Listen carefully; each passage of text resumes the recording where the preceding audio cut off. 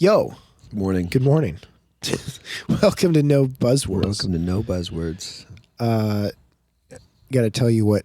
So Valentine's Day was last night, and almost 13 years of marriage and 4 kids later. Congratulations, Mazel Tov.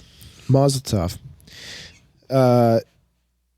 It never turns out quite the way you want it to turn out. You have this vision of what Valentine's Day looks like, or your anniversary, or any other date night with 4 children. But it never turns out quite that way. So last night we were like, okay, I was going to go do jujitsu. I was going to come back. Kids were going to be in bed. We're going to have all this nice wine, charcuterie. Oh yeah. I went out to the store and bought like $100 worth of like really nice cheese. Ooh. And brought it all back. And then it got time to go to jiu-jitsu. Well, both you and I have been sick all week. Yep. And so I was like, I'm like, I wasn't feeling it. So I was like, all right, well, I'll just stay here, put a movie on for the kids. Well, and then we'll go do our charcuterie and our wine in the bedroom and just kind of enjoy Valentine's Day in there while the kids watch a movie. And that was the idea. But we got things going, and Teddy, the 3-year-old, so his attention span is very minimal. Mm-hmm. So he's already up and down for the movie, trying to like knock on the door. He wants to see what we're doing. And we keep pushing him back out. No, you got to watch the movie. And then there was a moment of silence. And when you have 4 children and they've been restless and there's a moment of silence, they're either doing what you said or there's something not good going on. They're never doing what you said. They're never doing what you said. So Jess goes out and she's like, okay, Charlie the 5-year-old and Teddy the 3-year-old, they're missing. They're not there. What the heck? So she goes looking around, and in our pantry, we find Charlie and Teddy, and they have found up on the counter next to the sink, I had a cup of coffee that I'd been drinking earlier in the afternoon that I left by the sink. Well, they're sitting around caveman style, taking turns drinking the coffee. Oh, no. It's 7:00 at night. Oh, boy. So let's just say the remainder of our charcuterie was not what I anticipated it was going to be. Oh, instead turned into so they were just jazzed. Oh, night. dude. Yeah. And Teddy, jazzed and they just overdo everything. So Teddy, they love Band-Aids. I don't know, your son's not there yet. He will be. He'll love Band-Aids. Oh.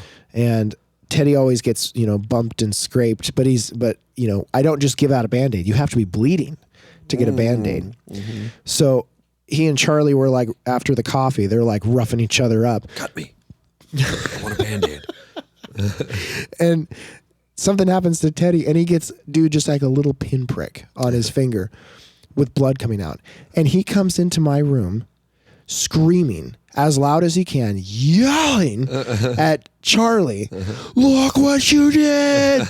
And he's looking at me, there's blood.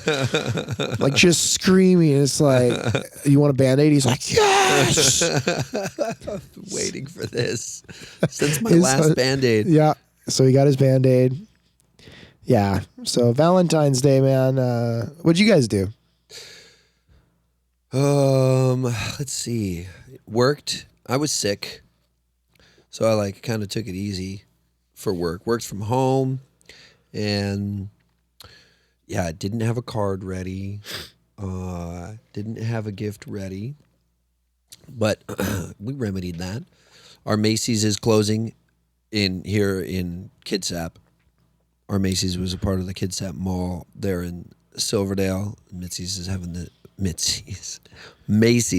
this big sale. So I went in there to see if I could find something, because she'd been wanting a gold necklace, just something, not too big and bold. Does your wife like gold? She a gold? Not really. She just doesn't have a gold necklace. And she's been like, I would like a gold necklace. And she said it enough times for me to know that needs to be. She's dropping hints. It's on the short list. Yeah. And so I went to Macy's. I was like, well, everything's on sale. But it was still like $320 after 60% off. And I was like, I don't mind spending that kind of money on stuff, but I only earn the money. Mary's the financial wizard, she's got the future plans. You know, she's got it all dialed in. She would have been pissed if I spent $300 on a necklace. So you didn't buy it? Nope. She goes, and she also said, "You better not spend more than $15 on flowers." I was like, "Yes, ma'am." Dude, which was impossible this year. Did you see how much flowers were at the store? Well, Trader Joe's is a pretty good deal. All right. Trader Joe's historically has been a great deal for flowers. Yeah. I went to Fred Meyer. The flowers there were like, everything was like $50. Yeah. All the bouquets were like $50. Yeah. What a ripoff, dude. Yeah. I mean, let's be honest. You're going to get them. You're going to give them to your wife. Your wife's going to be like, "Ah," and then they're going to go on the counter, and then they're going to die for the next 2 weeks. People could say the same thing about the fuel we sell them. What a ripoff. I'm just going to burn it. I'm literally going to burn this.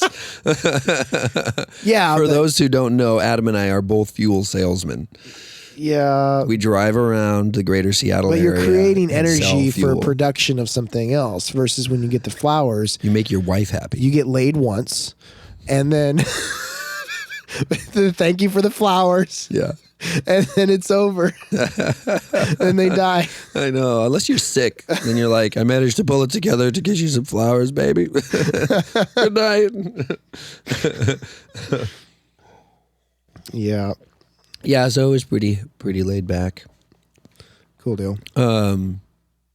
Yeah, got her some flowers, got her a card, got her some chocolates. Bohm's Chocolates. Shout out to Bohm's Chocolates.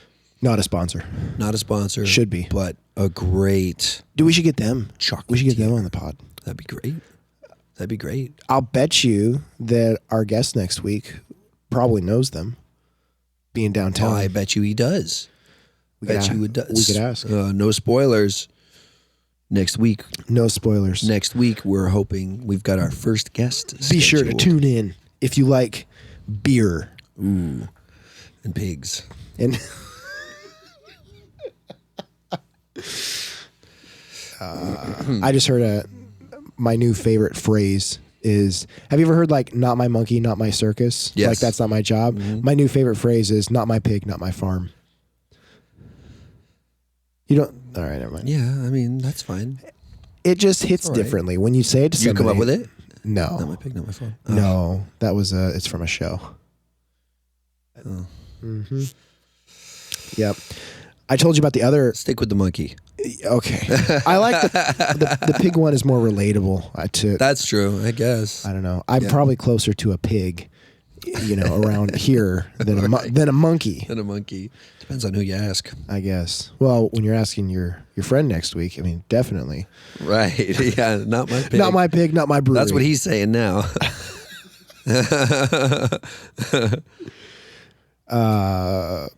Teddy and Charlie this whole week, last night was crazy, but this whole week has been nutty with them. They've been.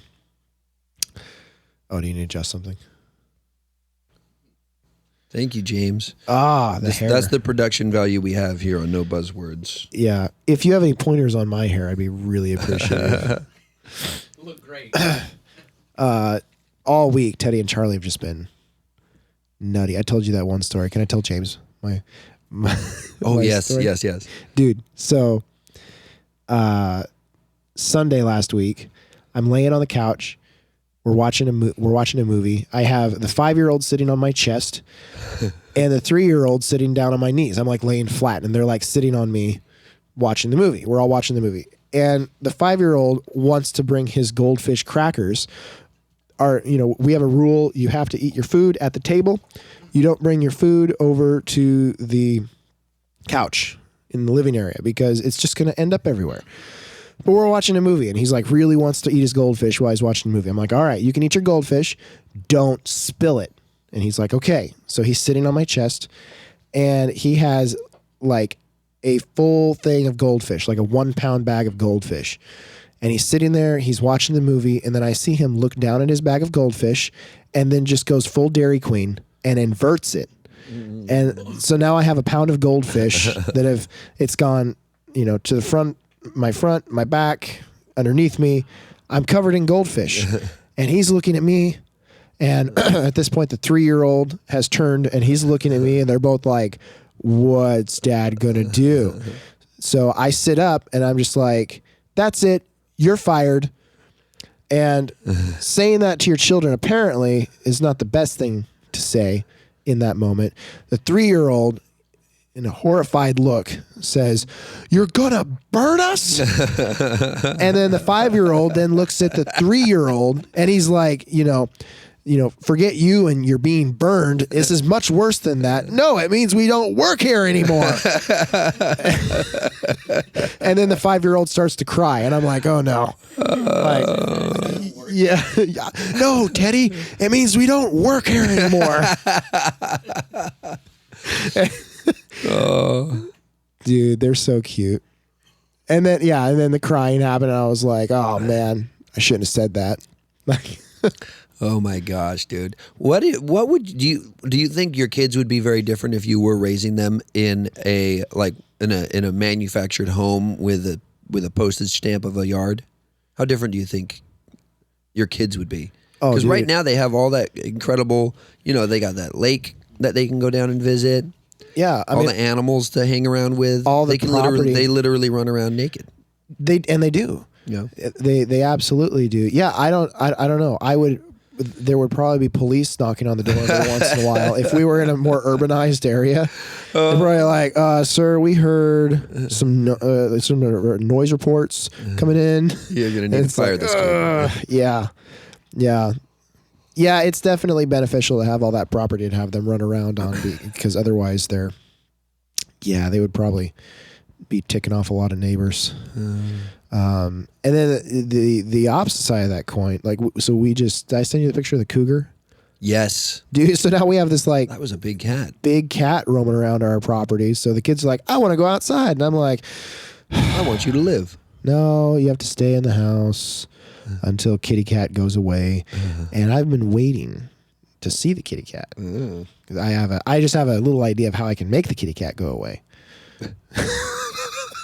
What time was that picture taken? That was at I think 5 a.m. or something like that. It was just before dawn. And he was headed down that was at a neighbor's house of ours, actually. Wow. That picture. And that was headed down into our property. It was a big cat. Yeah. That cat has killed other livestock in our area over the last week or so. That killed 4 goats and a llama.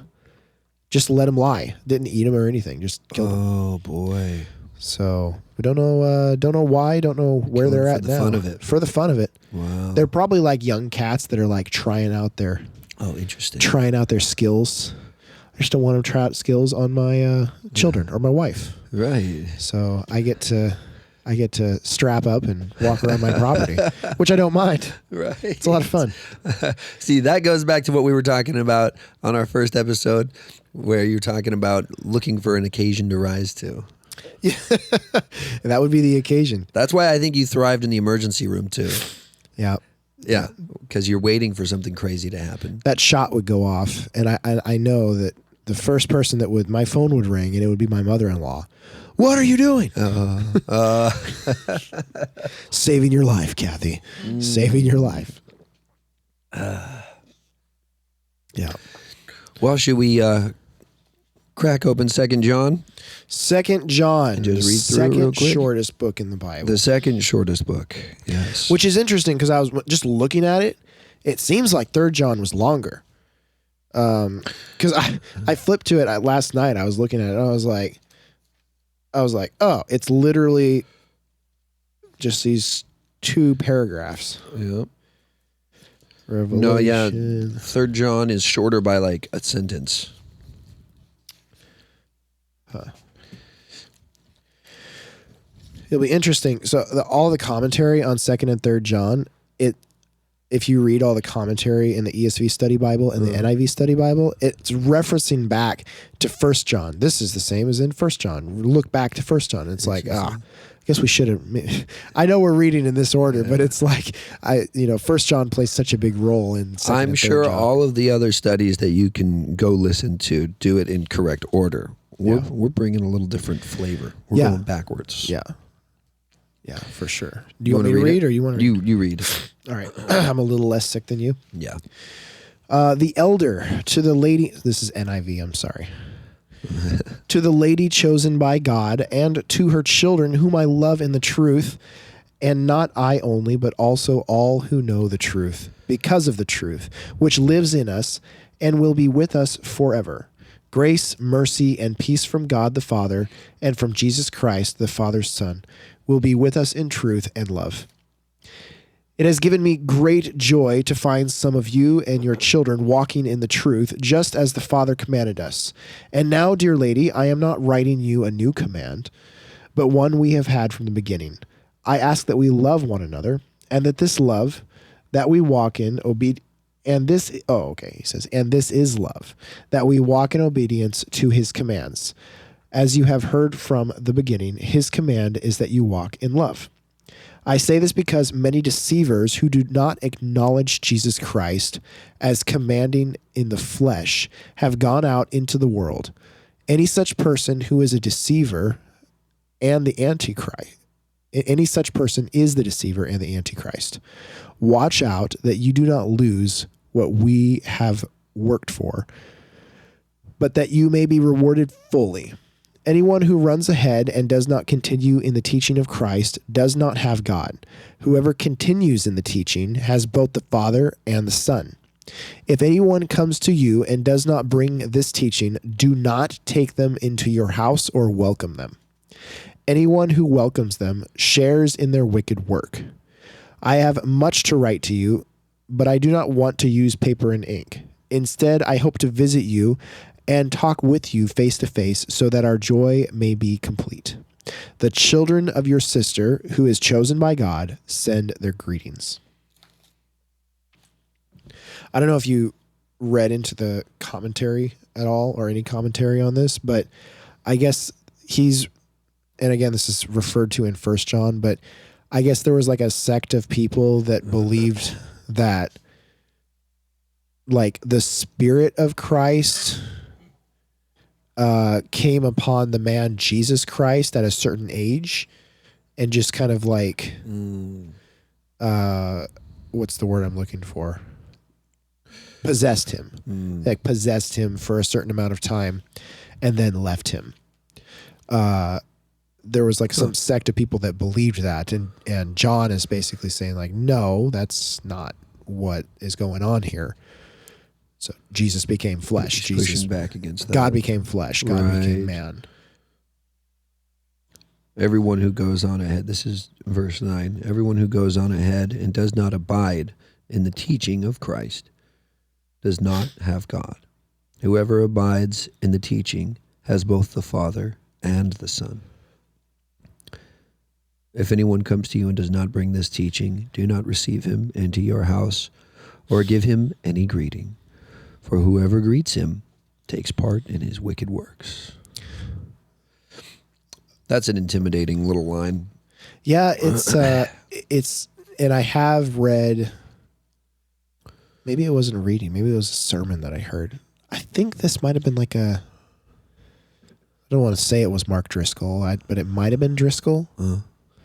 Basically that, saying, this potentially points to, because there's another, isn't it Paul says somewhere about who you associate with, not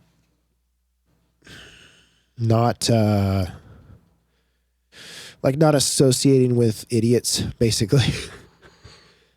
That checks. I don't know. I can't remember a specific saying. Anyway, it's almost like it's saying Antichrist people, deceivers, people who blaspheme, whatever that means. Like don't entertain them. Don't bring them into your house. And it's kind of interesting that, as Christians, we're called to be very hospitable in like all situations. Right. But this is almost calling not to be in that situation in particular. Right. And instead turn them away. Right. Yeah. Well, I think it is very specific, though, in the sense that I don't think he's calling away general hospitality, but there's an exception to the rule of those who, because these guys are teaching something that is contrary to what the apostles are teaching about Christ, something that's contrary to what Christ gave to John and the other apostles. about Christ himself. So it's not like, he's saying don't be hospitable in general. He's just saying, there are people who are dangerous. Like, the title of Antichrist is somebody like, your statement and then reading it now makes me kind of think of, it's like, it's a title that it says such a character is the Antichrist. And it's like they're inhabiting this archetype of a character. And they're behaving in such a way that we can fairly label them as the Antichrist in this instance. You don't want to entertain somebody who's actively drawing you away. Is that how from Christ. the ESV reads? It says the Antichrist? Let me double check here. So the way the NIV reads, it sounded like it was using it like Such a one is the deceiver and the Antichrist. I'd be interested to see what 7. the context of, like, reading Antichrist there. I don't know if it was Greek or Aramaic that this was originally written in, but I'd be interested to know the actual translation of that word there, and then fast forward to like Revelation when they're talking about the Antichrist coming, Sure. right? And see if it's different. That would be interesting, because the way I read it in NIV, it's almost like is it a verb that's like a like the use of it. The use of the word is not like a person, place, or thing, right? It's like a identity almost. Yeah. That this anybody could take, becoming an Antichrist. Right. Well, and I also think that both versions imply a plurality of this character. Such a one, he says, such a one is the deceiver and the Antichrist. I don't know, the way he states it, it's not like he's saying this is the only Antichrist, this is the only, but he's like inhabiting this persona of Antichristness, I guess. But I mean, even Jesus, when he sends out his 70 and they go out to kind of prepare the towns and the neighborhoods that he's going to be preaching in, they go out and they start telling them the gospel. He talks about, when you find people who are hostile to the message, hostile to me, hostile to you, shake the dust off of your feet when you leave their home. Don't stay with them. Find somebody who's seeking that. Find somebody who's, friendly to this message. Because I mean, if you find someone who's actively hostile to it, it's kind of a waste. It's a fight, and they want to be, and it becomes counterproductive. He didn't say all that. That's me in injecting that. But that's kind of what it seemed to me like Jesus, when he was on the earth, he spoke to people who were listening to him. Yeah. Usually he was answering, and anytime he was dealing with detractors, it was kind of like they were coming to him. They were coming to him and they were asking him questions, trying to catch him in his words. And that's when he spent time talking to those who were hostile to him. But otherwise, if Jesus was going to stand up and deliver a message, it was usually to a bunch of people who were already interested in what he had to say. I think that's something that people can lose track of is if you have a message, and it's a message that needs to be heard, those who need to hear it will be looking for it. They'll be ready to hear it. That verse I was thinking of, I thought it was Paul. It's actually in Proverbs. Walk with the wise and become wise, for a companion of fools suffers harm. Good old Proverbs. Yeah. I don't know if I'd ever... Excuse me. Like, could you ever see yourself... I think I have people in my own life that I have put up barriers for myself and barriers for my family, my children's sake, where I don't entertain them in any regard. Right. I don't have a relationship with them. I don't hate them, but they're not invited into my daily life. Right. I don't know if you have any relationships that, but definitely. But yeah, I think it's relationships that should be a lot closer. Yes, but tragically are not. Unfortunately. Yeah. I think this, for me, that's a good example of how I've kind of mitigated that. And I think that verse, and then even that, what John is talking about here, justify that in, because I think somebody could probably try to make the argument like, oh, you need to forgive and build this relationship. And that's not necessarily always the case. Right. So. Yeah. Yeah. Well, for me, it took some time with these relationships to figure out, I had an intuition that I needed to step away and put up some walls and boundaries, I guess. But it was also like, but this is family, so should there be walls and boundaries between family? And processing that over a number of years, trying to navigate it, and then figuring out that love is important, but love should not be separated from trust. Yeah. And I think oftentimes we are willing to do that. People will tear trust out of love. So it's like you love somebody, but you don't necessarily trust them. But since you love them and they love you, you still have them in your life. You still have them in close proximity.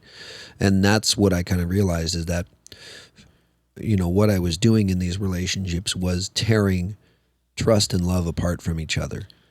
And I was like, I love you. But then when I realized that that's what I was doing, I was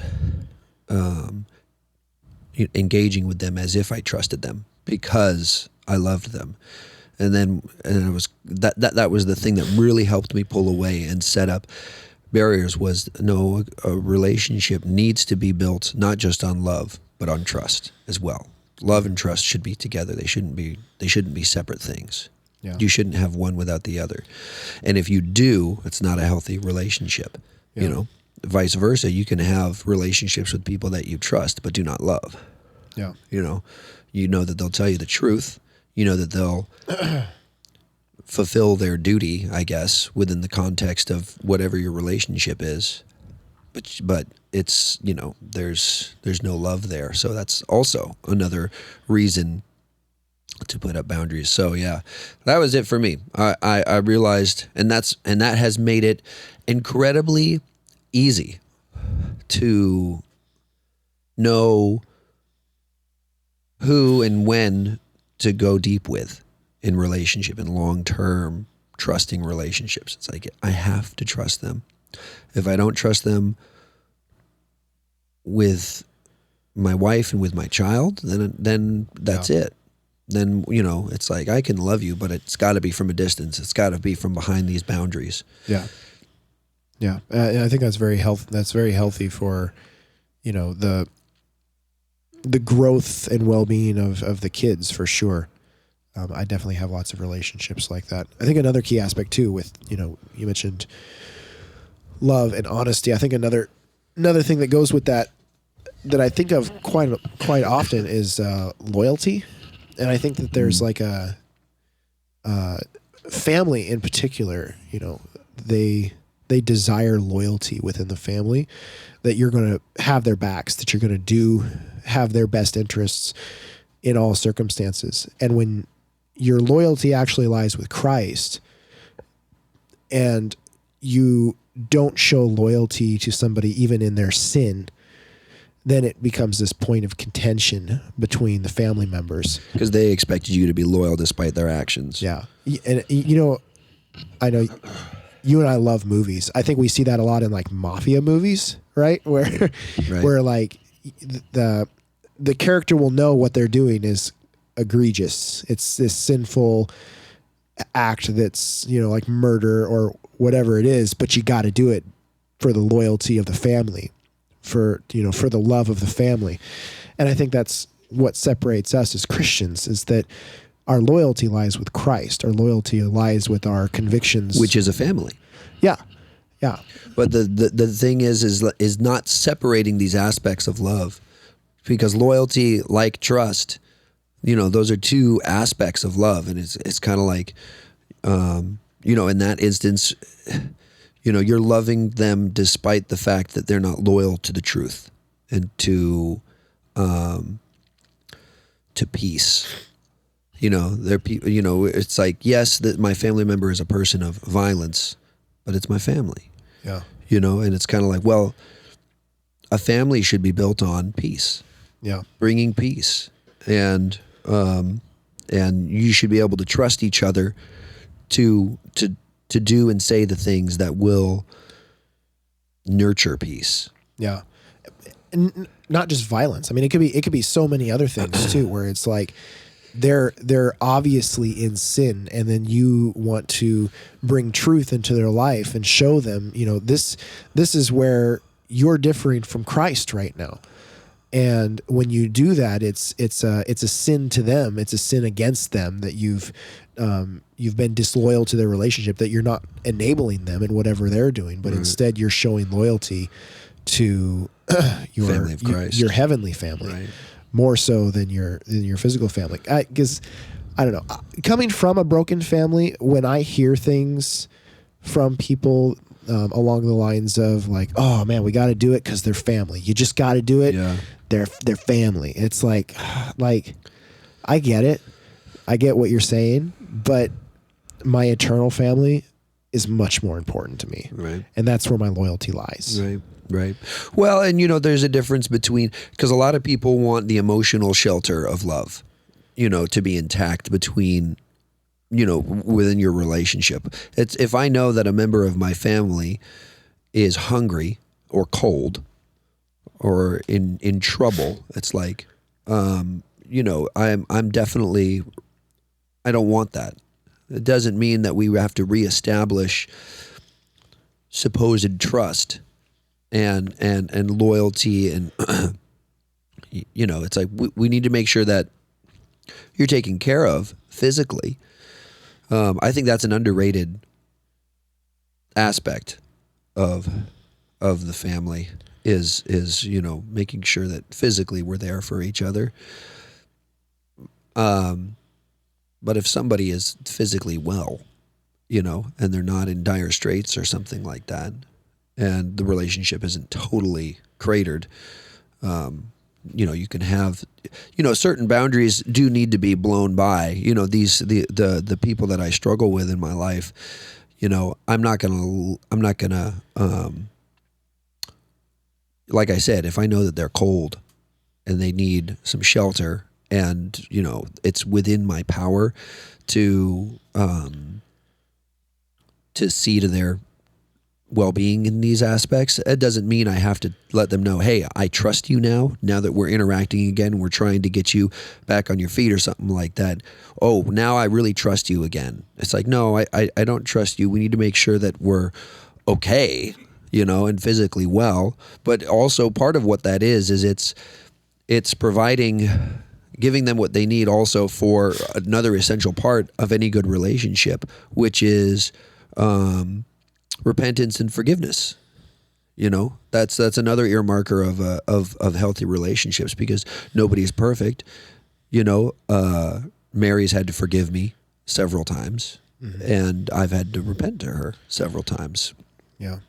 So where it's like these the relationship that we're talking about, there have been times where I've infringed upon, I've hurt her because Mary and I don't have boundaries up between each other. My wife and I don't have boundaries between each other.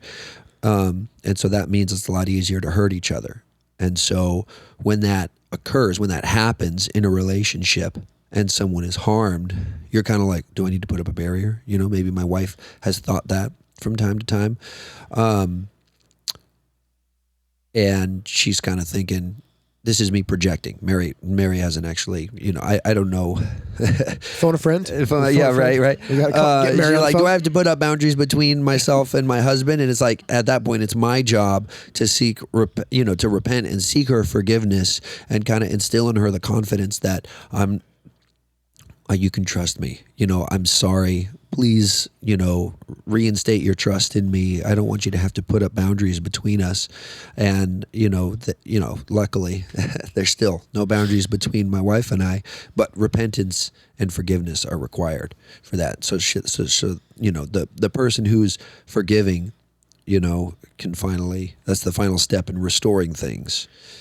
Yeah. In that instance, whatever it is. How would you mitigate family member that, you were talking about clothing or giving shelter to somebody who's cold. In a one-time instance, I can see that. In a two-time, twice instance, but when you have somebody who perpetually needs something over and over and over again, and you do have those barriers, you do have those boundaries, but they keep coming to you. I think probably a lot of people experience this with family members with like financial issues. They're always asking. Can we pause? I got to go to the restroom so bad. Do it. Yeah. So how many times would you, entertain that? I feel like I was talking about that as if I had a lot of experience or I had a degree in that or something, but that is actually way more tricky than I think my tone. I haven't been in that situation enough times to know what the limit is. And you probably have to judge it on a case by case basis, because if you're dealing with a difficult relationship or somebody that you love but don't trust and they need your help financially or physically or something, their car broke down. Yeah, you do have to kind of figure out, and I don't know exactly how to do that. I feel like in the moment, somebody who I love but don't trust, if they call me or if I catch wind that they're in a really tough spot and they need help, to get past something, certainly if it's the first time, it's like, I want to go, I'm going to be there. Yeah. I'm going to drop whatever I'm doing and try to help.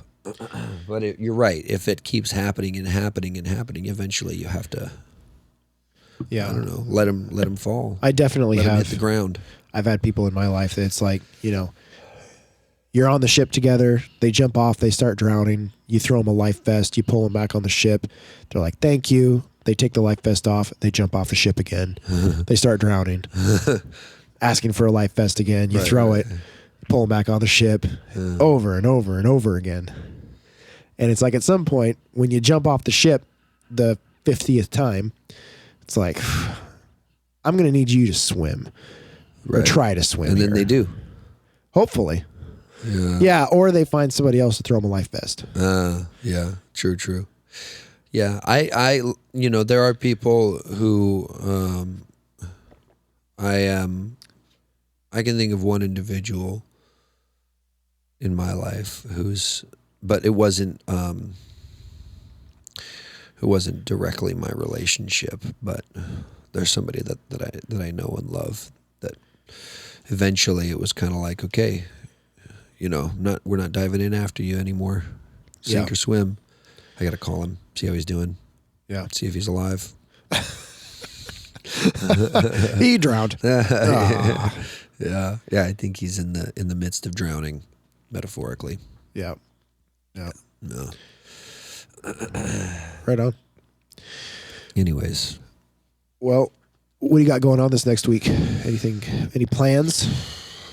No. The band, we're getting practices going again. We're a 4-man band. Salacora is the name of the band, and we haven't been, I don't know, we're just, we just play locally. For those of you listening who aren't familiar with my group, we started practicing again after not practicing since like November. Yeah. Took a break on the holidays. Ben, my best friend and our bassist, he's got 4 kids like you, and he's just so busy. It's hard to make practices. So Drew, Tyler, and I are trying to figure out how to make the songs work with just a 3-man arrangement.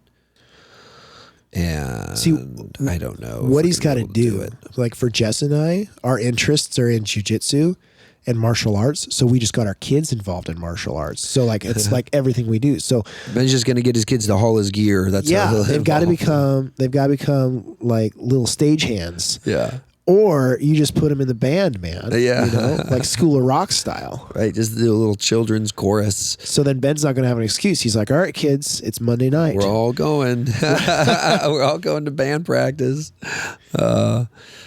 Yeah. But anyways, so Monday we're going to practice again, see how it goes. It's songs that are written with a bass part, you can't really play them without the bass part or the keyboard part. So You can, but it's not great. Yeah.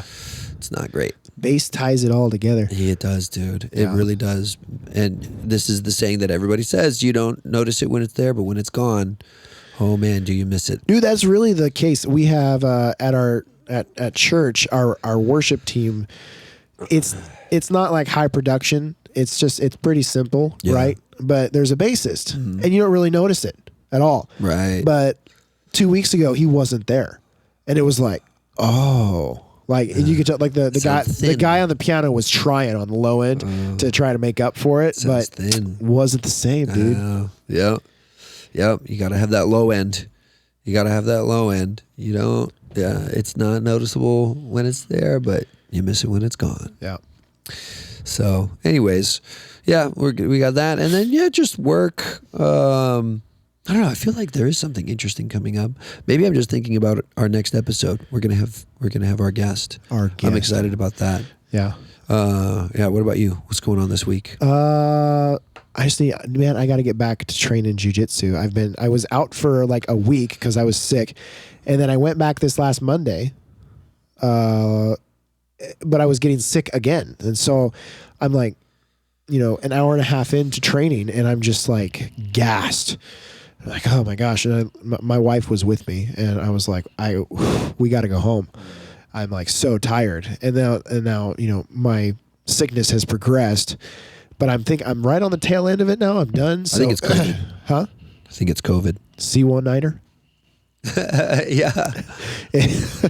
But right on the tail end of it. So I'm going to start back up hopefully tomorrow. And I have a couple of competitions coming up that I'd really like to be a part of. And so that it requires increased training. So I got to bring my weight's got to come down to probably about 7 pounds. Oh, my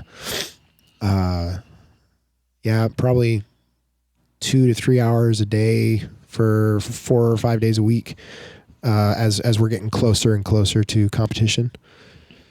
Man. So All right. I think that's exciting. Really what I got going on this next week. Yeah. And the kids are all doing their stuff. Henry also wants to do competition. He recently started wrestling. So he was just doing jiu-jitsu, but he started incorporating wrestling into. Wow. And so he's started doing that. We'll be doing a lot of that this week. You know what I'm going to tomorrow? Ben Thomas, the same guy who can't play, who's the bass player who's too busy to make it to band practice. Right. He's preaching a sermon tomorrow at North Kitsap Baptist Church in Paulsbo. Whoa.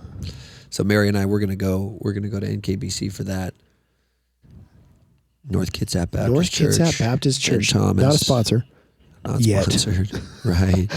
Right. So, yeah, but that'll be streamed. So if anybody wants to meet Ben online or see him, you can go to North Kitsap Baptist What's Church. he preaching on, do you know? Nope. But Lamentations? maybe we'll see. Lamentations. But yeah, it's going to be kind of cool. See a peer of ours give a sermon. Was he asked to Yes. kind of, Yeah.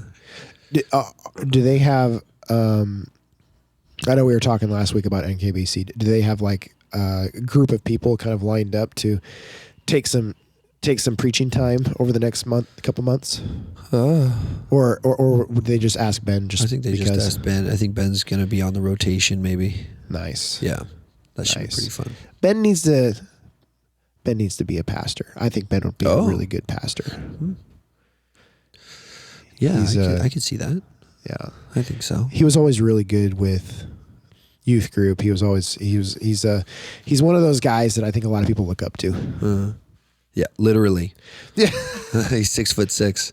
He's 6'6". Yeah. Jeez. Yeah. Are his kids that tall? Did they get those genes? I don't know.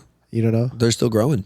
Well, They're still growing. I know. They're all shorter than me. I know. Like Henry is 9, and in his class of 9-year-olds, like in jiu-jitsu and wrestling, he towers over them because he's got them. My father-in-law's got those. I don't know. I think my father-in-law is 6'5". Does that mean anything though? Because I've heard of kids sprouting up really quick, and it's just like this, until you don't really know until they're like 18 or something like that if they're really going to be tall or short or average. I don't know. I think there's some kids where you're like, you're going to be a big kid. Some kids, yeah. But I think there's also some who shoot ahead of their peers and then they stop early. Right. And then their peers surpass them. Maybe. So, yeah. That's what I'm hoping for my son. I just don't know if any of Ben's kids are like, I'm sure they'll you be tall. look at him, you're like, dude, you're a big kid. I'm sure they'll be tall. Yeah. But I don't know. It could be counteracted by his wife. She's not. She's short. Yeah. Nah. Maybe average. Yeah. Sorry, Sarah. I watched a movie the other night called Fall. I watched it to kind of like, because growing up we used to climb things when we were bored, middle of the night, go climb a building, go climb a water tower. That was our alternative to picking up alcohol and drugs, just finding a way to misbehave within reason. Yeah. We Among other climb things. We did other fun Yeah. things. Yeah, but this movie was surprisingly good. It was not a theatrical release. It was on Hulu. It was about two ladies who climb up a TV tower and get stuck up at the top and have to fight for their lives because the ladder falls out underneath them. They're like 2,000 feet up in the air. The true story? No, no, I don't think so, but it was a good movie. It definitely, for the first half of it, while they're climbing up, your stomach is in your throat because of the heights. It's so compelling. It's really, really fun to watch as they're just climbing up and then, all the death-defying stunts that they have to pull to try and survive and such. It's a good movie with some sweet plot twists that you wouldn't expect. They didn't have like a cell phone. They couldn't call anybody. They were above the signal. They didn't have any signal. What? Yeah. It's a good movie. I'm sure there's, okay, that's something that does not bother me. If a movie is acted well, if I don't mind suspending disbelief, and I don't know, maybe it's because I'm not a practical person. I'm not like, practicality is not high on my, importance list. It's like I'm happy to be impractical if it means I'm going to have fun. But that's how I am with movies too. Like, I think if a movie has a compelling story and the characters say things and do things that I find interesting, I don't mind suspending disbelief when they make a couple of, I can't. You can't see it, yeah. Do you like in horror movies when you're running away from the creature or whatever and you trip and fall? Yeah. Like, why? Nobody would have tripped and fallen right there, but you did. Well, it's another good movie kind of like that. Did you see the one where they got stuck on the ski lift? No. Dude, it's good, man. It's like that, though. It's kind of like that. Freaking like wolf pack comes underneath them. Right. Good stuff. Yeah. This one doesn't have wolves, but it has vultures. Ooh. It's a good movie. So for those of you who enjoy a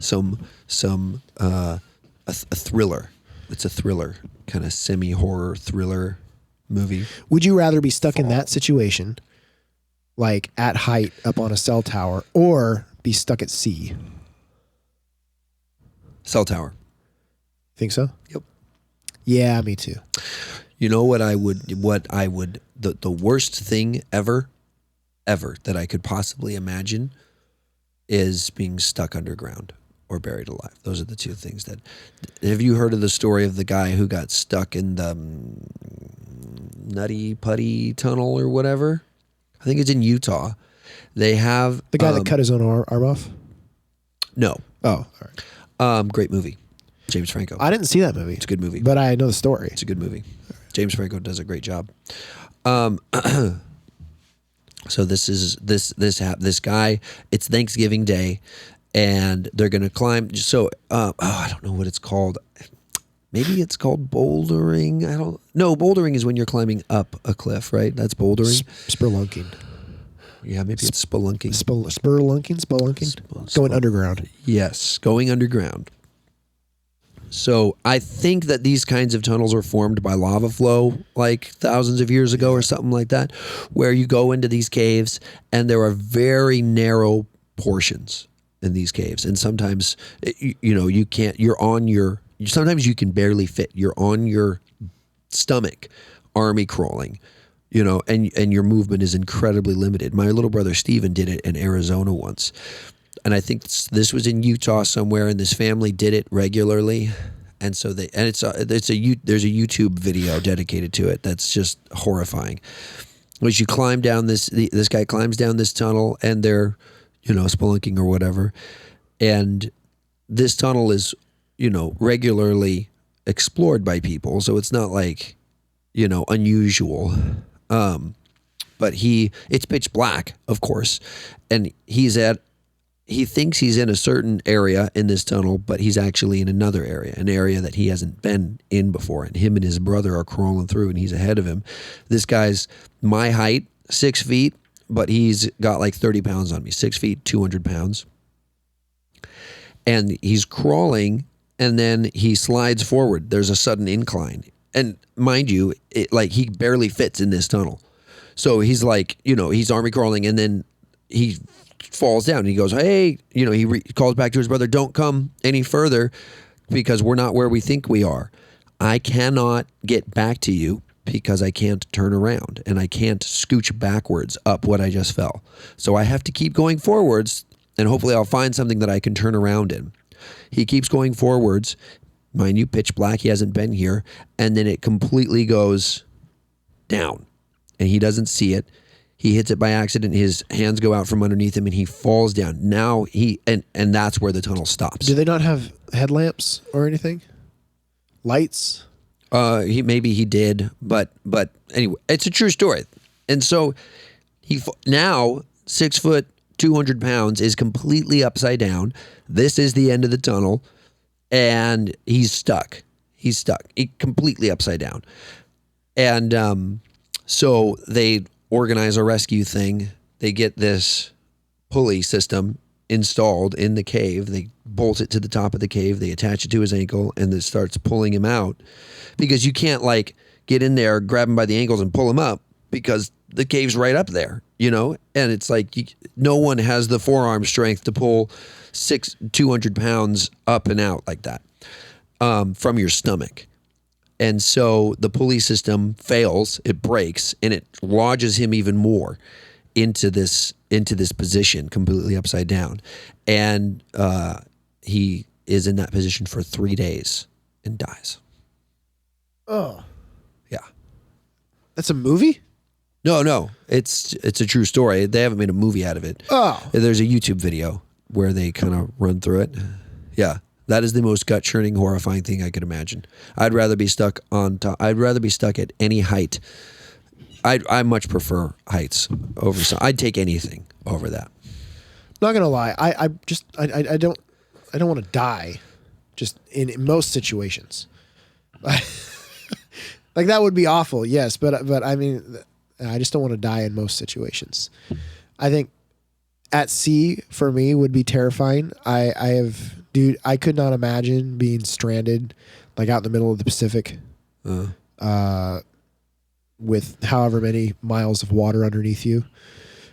That'd be awful for me. That's the scary thing. I think that for me, that's the scary thing. But you're a good swimmer. Yeah, you're not. There are no swimmers good enough to swim your way from the middle of the Pacific. Right. Thousands of miles. But I think that. But I would think that would give you a little more. You'd be a little more relaxed.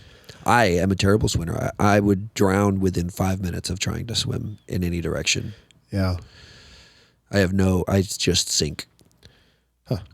I just sink. It's so much effort. I get gassed when I swim. Learn that dead man's float, dude. Keep yourself alive.